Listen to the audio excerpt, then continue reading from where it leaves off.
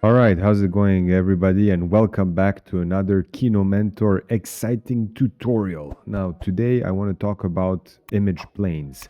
Now, what are image planes? Well, image planes in Maya are, as the name suggests, not a little flying plane, but actually uh, a plane node that contains an image, and that's what is called image planes and or image plane. And actually what you get out of that is a reference image that's non-renderable and actually exists in the scene purely as a reference.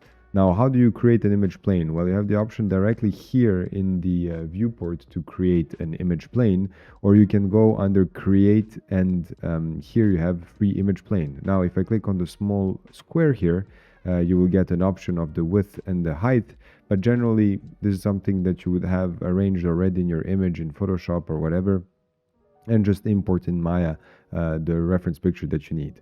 A very important thing here that happens is the following thing. If you're in perspective view and you go here, I'm just gonna quickly toggle to my project here and select the image. And what happens is this: you get an image that fits the entire background. And when you move your viewport here, you start to see that this is maybe not something that you really want, right? So if you wanted to create something like that, I'm just going to go undo. You would select your top view, for example, your front or your side view. And from here, let's say if this was a side view, you would select your file. And then what happens is that it creates an image plane then that's movable in space, but actually exists in from the side view, right?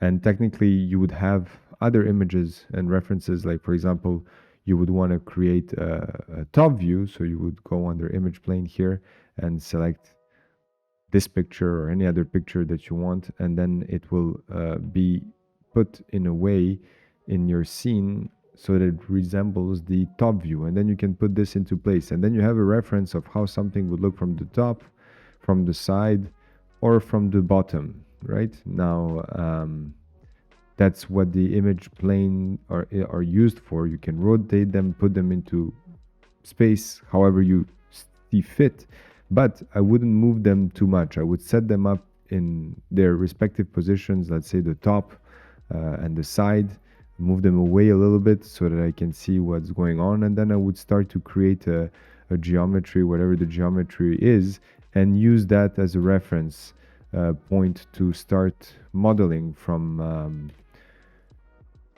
the view that actually fits whatever I'm trying to create, right? And that's what the image planes are for. If you select any of the image plane in the image plane shape node, you will have a bunch of options that you can play with, like for example the color gain, the alpha gain. If you don't want your image to be that strong while you're working, you can play with the alpha to reduce it, the coverage of the image center, the width, the height. You can change the render stats if you want to, and so on. But technically, this is what the image planes are used for, as a reference image within your scene, to be able to model, to create something, to have as a reference. If you're animating, for example, and you want to see the path of, let's say, a bouncing ball, you could use that as an image plane in the background and use that as a reference. So there you go, guys. This is what the image planes are used for in Maya.